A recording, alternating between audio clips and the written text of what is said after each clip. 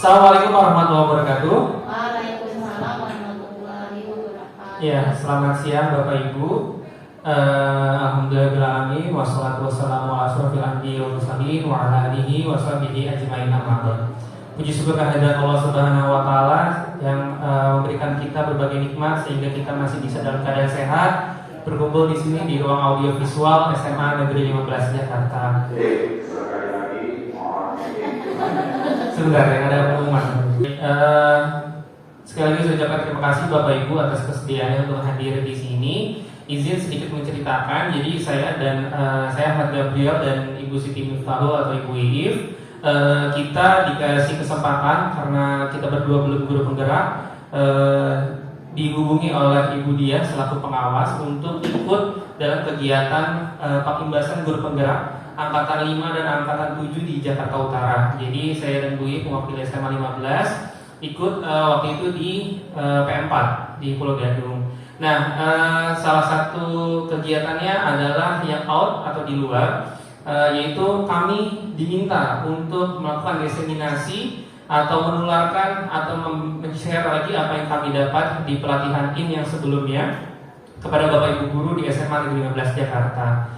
Jadi mohon izin, mungkin ada beberapa materi yang sudah disampaikan juga sebelumnya, karena di sekolah kita sudah ada 2 guru penggerak, kemudian ada 1 calon guru penggerak, dan juga sudah ada 1 pengajar praktik. Jadi mungkin Bapak Ibu sudah tidak asing dengan materi ini, tapi mungkin ada beberapa hal yang akan saya sampaikan yang mungkin agak sedikit berbeda. Oke.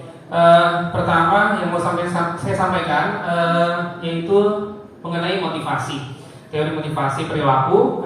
Di sini pasti Bapak Ibu sebagai guru sudah sangat mengetahui, sudah di luar kepala mengenai bahwa motivasi itu terbagi menjadi motivasi yang internal dan juga eksternal. Nah, kalau motivasi eksternal ini biasanya ada faktor dari luar kenapa seseorang individu mau melakukan sesuatu atau mau menjadi sesuatu. Jadi ada faktor eksternalnya. Nah, kalau internalnya itu yang dari dalam diri sendiri. Kenapa sih seseorang mau melakukan sesuatu? Yang di sini kita bahas karena kita sebagai pendidik atau guru, kita pasti paham bahwa siswa itu biasanya mau melakukan sesuatu itu dilihat dari motivasinya. Kalau misalnya motivasi dari eksternal biasanya, misal siswa kenapa tidak terlambat? Biasanya ada yang siswa tidak terlambat karena takut dihukum sama guru piket, atau takut dipanggil sama wali kelas, atau diproses sama kesiswaan, atau dibina sama BK. Nah itu kalau siswa tidak terlambat atau siswa datang tepat waktu ke sekolah karena alasan itu, maka itu yang disebut sebagai motivasi eksternal untuk siswa berperilaku disiplin. Ya itu masih yang eksternal. Nah kalau internal itu untuk menghargai diri sendiri. Misal, kenapa sih siswa mau datang tepat waktu ke sekolah? Misalnya dia merasa bahwa memang kalau misalnya saya disiplin, saya itu bentuk suatu penghargaan kepada diri saya. Ya. Terima kasih. Selamat datang Ibu Retno selaku Kepala SMA Negeri 15 Jakarta. Izin Bu, saya dan Ibu Iif sedang melakukan diseminasi dari kegiatan yang sebelumnya diminta sama Ibu Dia, pengimbasan dari guru penggerak angkatan 5 dan 7 di Jakarta Utara. Izin saya lanjutkan ya. Ya, jadi yang terbaik memang kalau misalnya siswa dari internal dia disiplin, jadi ada kayak saya akan menjadi orang yang seperti apa kalau saya disiplin, gitu. Ya, silakan Ibu. Iya.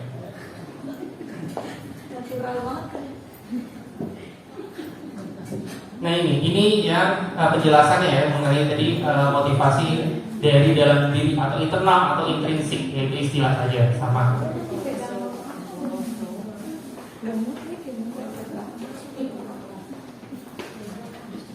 Nah,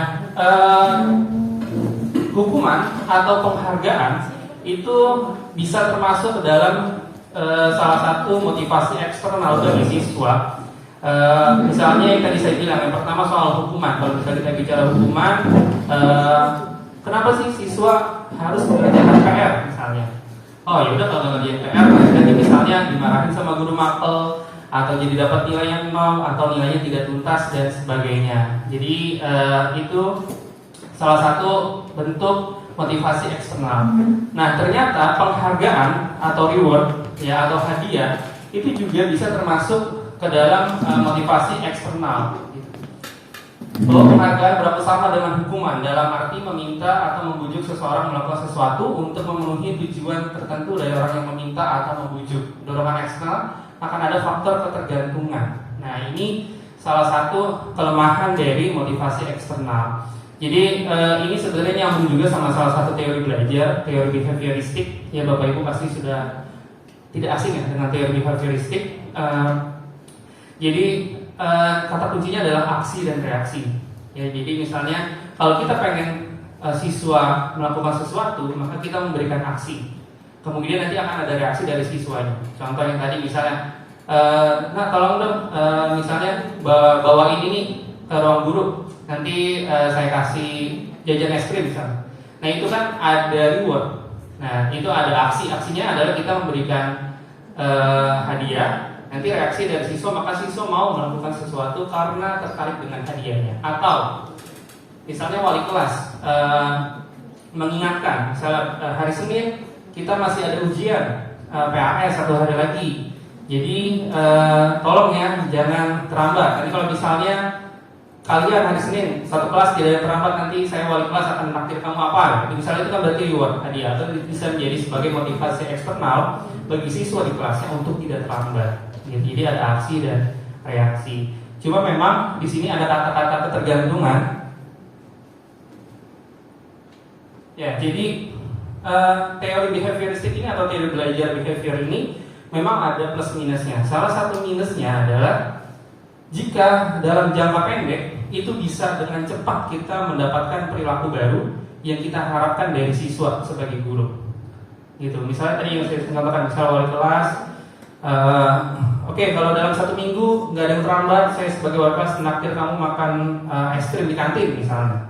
Wah, nanti itu cepet tuh, pasti dalam seminggu itu akan semangat untuk jangan sampai yang terlambat, saling ikutin dan sebagainya. Tapi kan kalau misalnya dilakukan setahun, kan boncos juga wali kelasnya. Pusing juga wali kelas yang menakdir sekelas es krim setiap minggunya gitu ya, kalau 1 tahun ajaran gitu. Nah, itu salah satu kekurangan dari teori behavioristik atau motivasi eksternal. Itu tidak bisa atau tidak kurang efektif jika dilakukan dalam jangka panjang. Nah, kemudian kekurangan lainnya adalah siswa akan menjadi ketergantungan.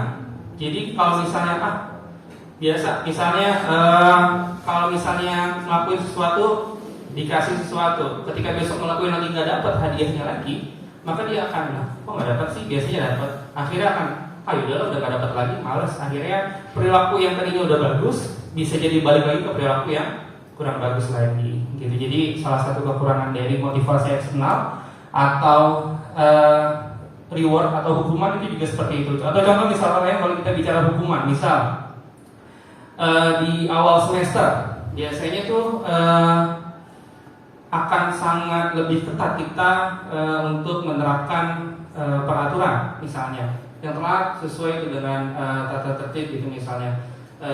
Yang telat harus gini misalnya. Nah, terus kadang-kadang kita kayak masih aja banyak ya, atau misalnya udah berkurang nih, maka biasanya agak sedikit longgar, maka siswa biasanya kok kemarin dia nggak dihukum sih, akhirnya dia berani melakukan itu. Itu salah satu kekurangan dari tadi yang hukuman atau hadiah jika dilakukan dalam jangka panjang.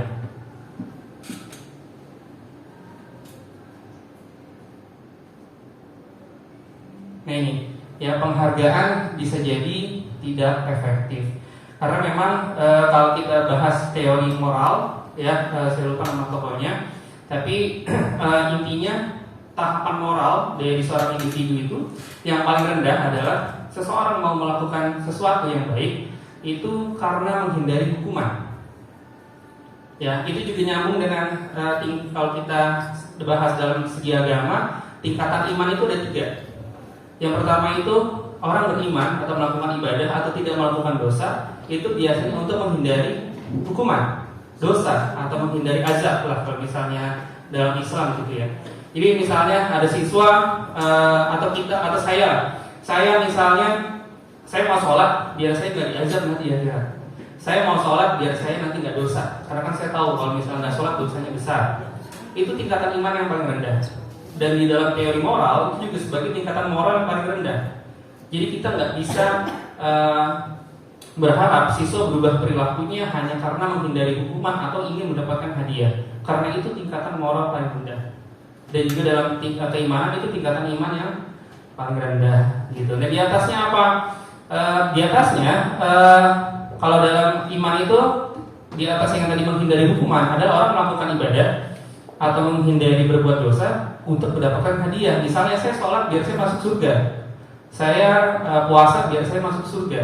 Nah itu ternyata belum tingkatan iman paling tinggi. Tapi yang paling tinggi apa? Saya sholat, saya ibadah ya karena memang itu bentuk rasa syukur saya. Misalnya Bapak Ibu juga yang misalnya Kristen, untuk apa sih ibadah? Ya memang untuk bentuk rasa syukurnya kepada Tuhan atas segala nikmat yang udah dikasih sama kita. Nah itu bentuk tingkatan iman yang paling tinggi. Dan juga bentuk dalam teori moral yang paling tinggi adalah seperti itu. Jadi memang dalam motivasi internal itu yang paling tinggi tingkatannya. Jadi kenapa siswa mau disiplin? Ya, karena memang dia merasa kalau misalnya dia disiplin, dia ingin mendapatkan apa penghargaan untuk dirinya dia. Misalnya saya mau membuat image orang yang disiplin, saya mau sukses di masa depan, maka saya harus disiplin seperti itu.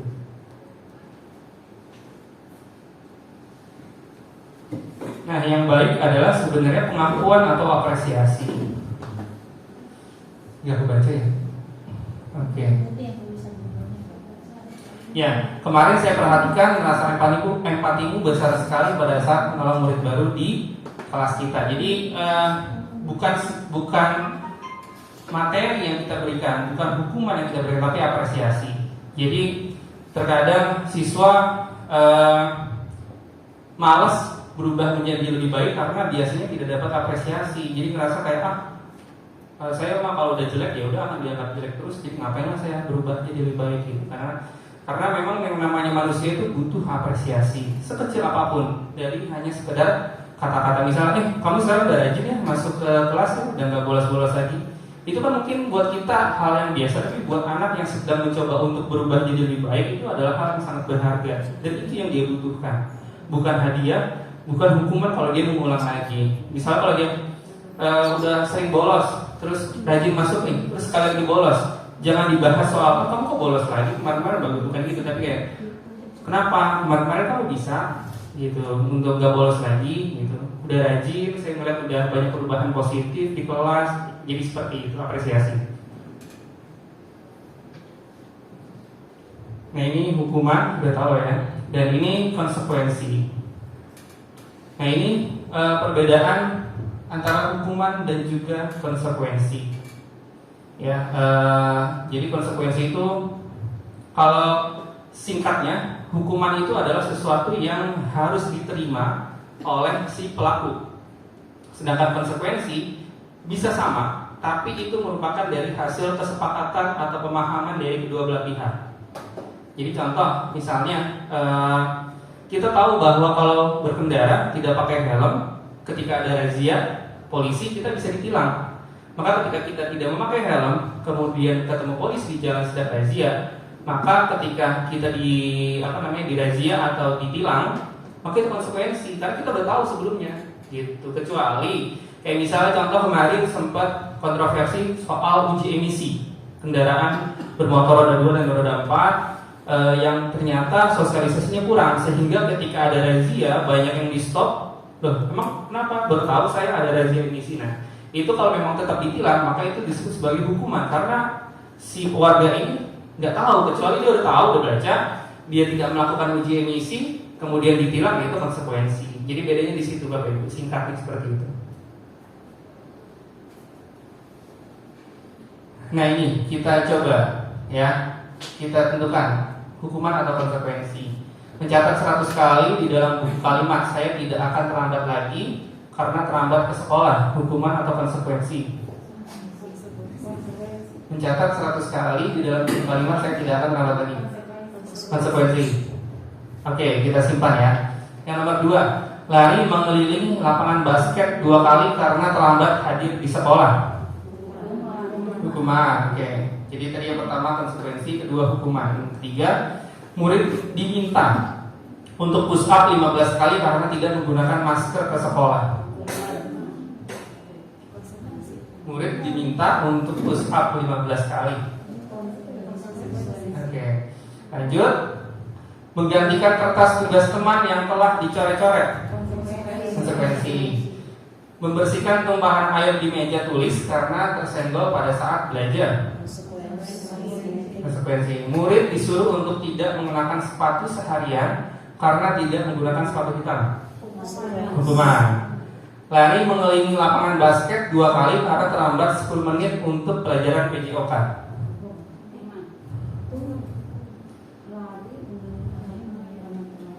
Karena terlambat 10 menit untuk pelajaran PJOK. Hukuman atau konsekuensi? Oke, kita cocokin ya.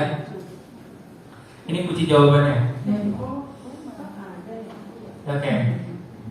Ya, jadi sebenarnya memang ini kalimatnya agak sedikit kurang lengkap ya. Kalau saya pribadi memang bisa jadi multi tafsir. Kayak misalnya contoh nomor 1, mencatat 100 kali dalam buku kalimat, saya tidak akan terlambat lagi karena terlambat sekolah. Kalau bisa bilang ya, kalau memang ini peraturan, misalnya katakanlah ini tata tertib gitu, misalnya belum disosialisasikan ke orang tua atau siswa, maka ini bisa jadi hukuman. Tapi kalau ternyata memang ya udah siswa udah paham bahwa kalau kamu terlambat akan kayak gini, maka ini bisa jadi konsekuensi. Jadi nggak salah juga kalau tadi Bapak Ibu ada yang jawab ini sebagai konsekuensi atau hukuman. Jadi yang terpenting konsepnya adalah konsekuensi itu sudah disosialisasikan, sudah disepakati oleh kedua belah pihak, baik sebagai penegak aturan atau yang melaksanakan aturannya.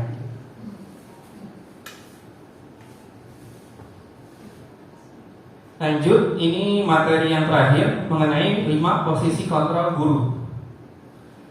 Nah, ini contoh kasus Bu Aya mendapati salah seorang siswa yang bernama Adi. Dia tidak memakai atribut seragam sekolah yang lengkap saat upacara bendera. Ketentuan sekolah mengharuskan murid menggunakan atribut atau perlengkapan seragam dengan lengkap. Sebagai guru, kita harus bertindak apa? Apa Bapak Ibu? Gak pakai atribut sekolah secara lengkap, upacara bendera, sedangkan ketentuannya harus menggunakan atribut. Apa yang kita lakukan sebagai guru? Ada yang mau coba jawab? Diberikan sanksi. Diberikan sanksi, oke. Apa lagi? Tegur, menegur, mengingatkan. Oke, ada yang memberikan sanksi, ada yang menegur, ada yang mengingatkan. Oke. Nah, jadi kita sebagai guru bisa berada pada 5 posisi atau 5 peran terhadap peserta didik. Yang pertama penghukum, yang kedua teman, yang ketiga pembuat rasa bersalah, pemantau, dan manajer.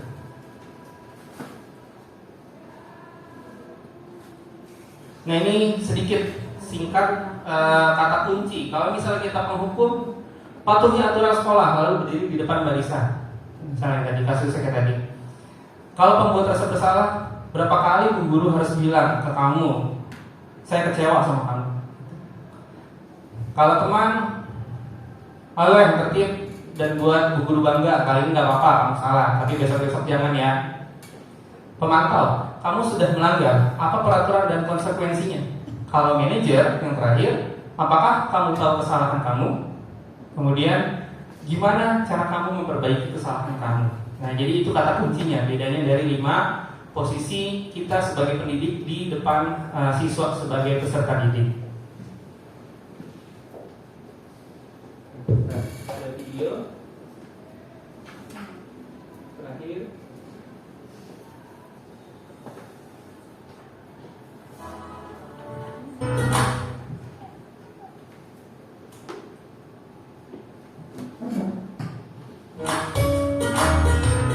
Oke Bapak Ibu, ini ada video penjelasan mengenai 5 posisi kontrol kita sebagai guru. Salam bahagia Ibu dan Bapak guru hebat. Dalam penerapan disiplin positif restitusi, salah satu program yang dikembangkan adalah 5 posisi kontrol. 5 posisi kontrol dalam restitusi adalah proses perjalanan seorang pendidik agar dapat mengenali dirinya. Pada video kali ini, kita akan membahas tentang 5 posisi kontrol yang dikembangkan oleh Diane Gosser dan contoh penerapannya.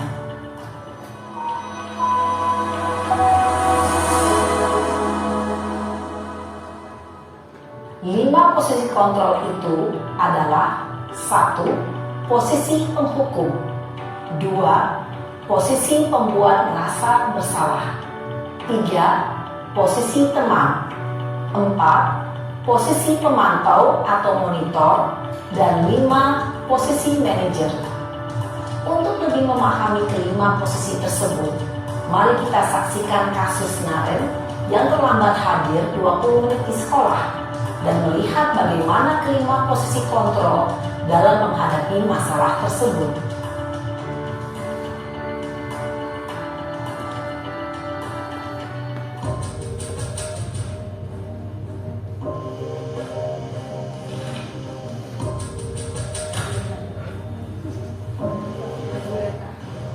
Naren! Sini kamu! Selamat pagi, Bu. Selalu terlambat. Kamu deh, pasti terlambat. Maaf, Bu. Saya Apa? Apa coba? Alasan kamu apa lagi? Kapan sih kamu tidak terlambat? Malas sekali ya kamu jadi anak. saya Dasar pemalas. Gak kapok-kapok sih kamu. Sudah berapa kali terlambat? Sana, kamu keliling lapangan basket 2 kali. kenapa saya harus ke lapangan basket, Bu? Kenapa? Kamu melawan ibu? Berani-beraninya jawab. Sudah terlambat, masih berani jawab pula. Sekarang, keliling lapangan basket 5 kali sekalian. Biar kapok. Cepat. Pergi sana ke lapangan basket. Oke, itu yang Posisi penghukum. penghukum biasanya berbicara dengan nada tinggi, menghardik, menunjuk-nunjuk, menyakiti, dan menyindir. Hukuman bisa berupa fisik maupun psikis. Ibu dan bapak guru hebat. Dampak yang terjadi pada murid ketika guru berada pada posisi penghukum adalah murid cenderung akan memberontak, bahkan menyimpan dendam. Ini yang kedua, posisi pembuat rasa bersalah. Sama, tokohnya sama.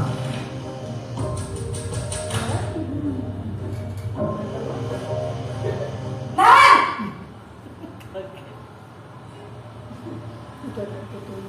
Selamat pagi, Bu.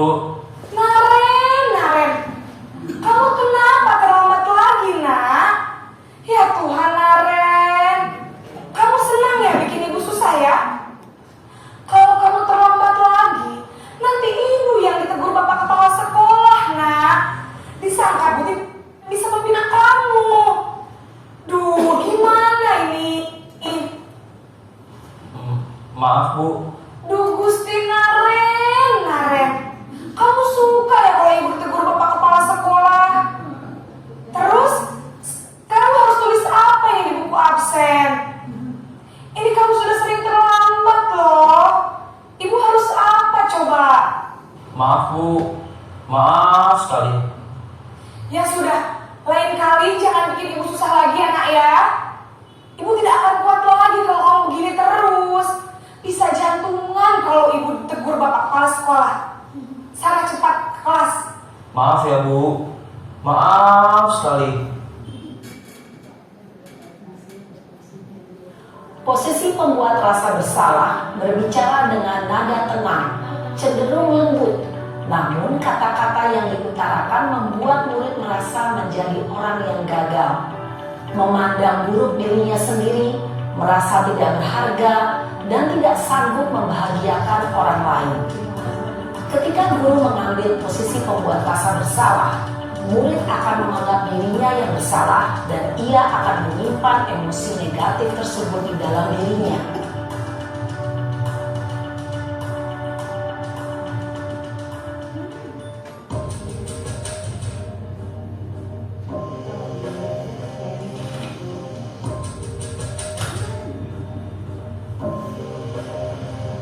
Naren!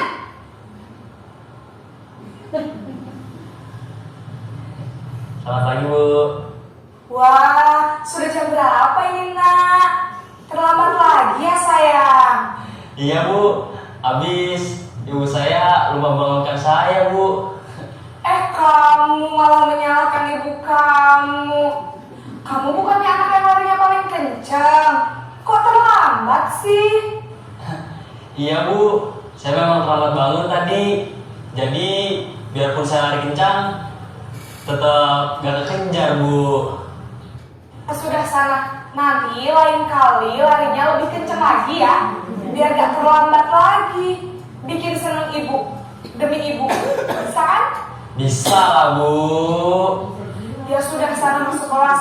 Ibu beresin urusan absen kamu. Kamu ini ada-ada saja.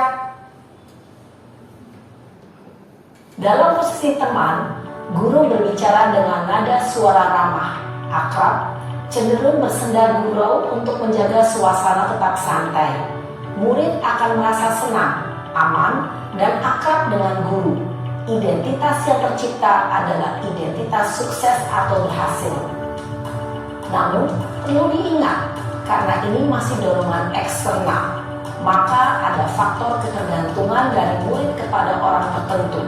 Di sini guru aksennya, sehingga di lain waktu murid bisa berperilaku baik, namun hanya kepada orang-orang tertentu saja.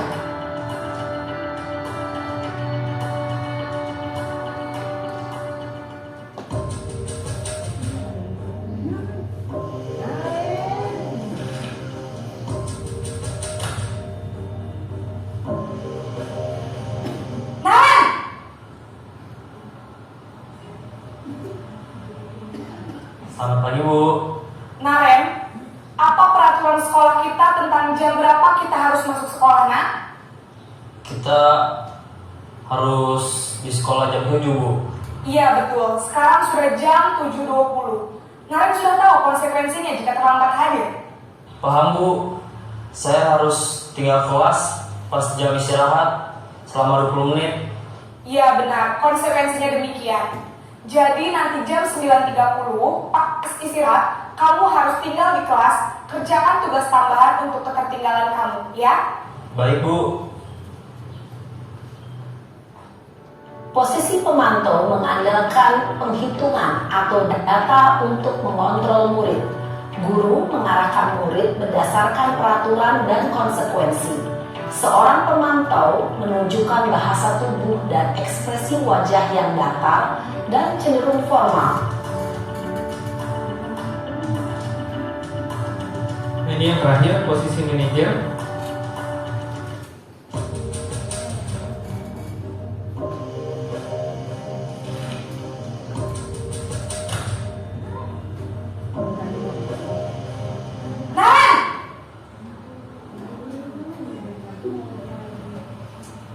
Selamat pagi Bu. Selamat pagi, Naren.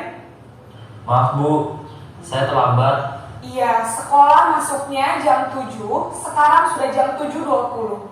Jadi sekarang bagaimana ini, Naren? Maaf Bu, saya lupa setel alarm saya semalam. Baiklah, menurut kamu, keyakinan sekolah yang mana yang perlu kamu tingkatkan? Menghargai diri sendiri dan orang lain mungkin ya Bu. Setuju. Jadi, apakah Naren meyakini prinsip saling menghormati tersebut? Iya Bu, saya meyakininya. Apakah Naren bersedia memperbaiki masalah keterlambatan ini? Bersedia Bu. Bagaimana kamu akan perbaiki masalah keterlambatan ini? Saya akan coba untuk tidak lupa menyetel alarm saya Bu. Baik, kalau Naren lupa menyetel alarm di rumah, ada orang yang kira-kira bisa bantu mengingatkan tidak? Ada Bu, kakak saya, Kak Emma. Ada lagi selain Kak Emma? Selain Kak Emma, ada ibu saya. Baik, jadi yang mengingatkan Naren adalah Kak Emma dan ibu kamu ya? Kira-kira akan mulai setel alarm kapan nih, Naren? Setelah pulang sekolah, akan segera saya lakukan.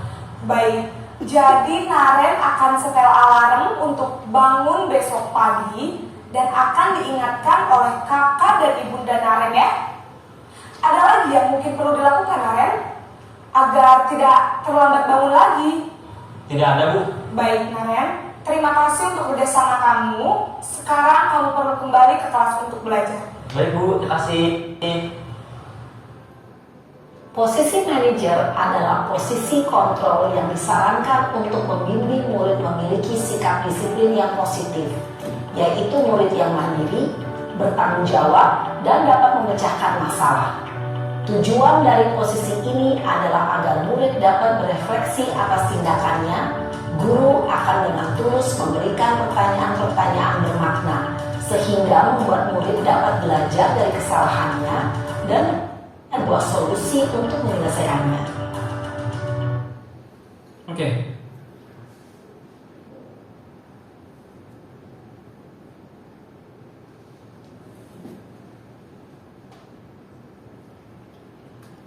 Jadi ini sedikit pembeda dari tadi ya, kita udah pahami dari video.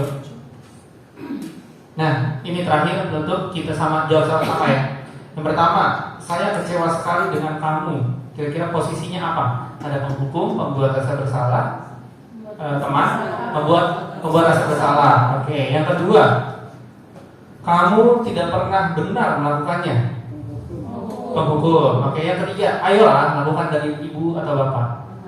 Teman. Oke. Yang keempat, apakah kamu mau mendapatkan stiker bintang hari ini? Oke. Ada penghukum, pembuat rasa bersalah, teman, pemantau, manajer. Yang mana? Pemantau. Oke. Yang selanjutnya, bagaimana kamu bisa menyelesaikan masalah ini? Manajer. Terakhir, kamu selalu paling yang terakhir. Penghukum. Oke, kita lihat ya.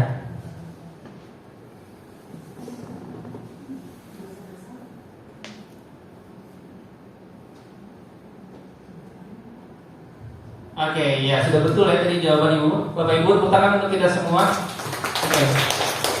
Sekali lagi terima kasih atas kesediaannya. Mudah-mudahan kita semua bisa menjadi seorang manajer ya untuk peserta didik kita, sehingga tadi salah satu ciri khas manajer adalah kita explore apa yang bisa dilakukan untuk memperbaiki, dan kata kunci lainnya adalah mengeksplor juga sumber daya yang bisa mendukung untuk si siswa, misalnya tadi tidak terlambat lagi, misalnya ada siapa orang di rumah dan sebagainya. Jadi nggak cuma eksplor tentang si siswanya, tapi sumber daya di sekitarnya apa yang bisa mendukung dia untuk bisa berubah lebih positif lagi. Itu saja dari saya, mohon maaf apabila ada kesalahan. Terima kasih. Wassalamualaikum warahmatullahi wabarakatuh.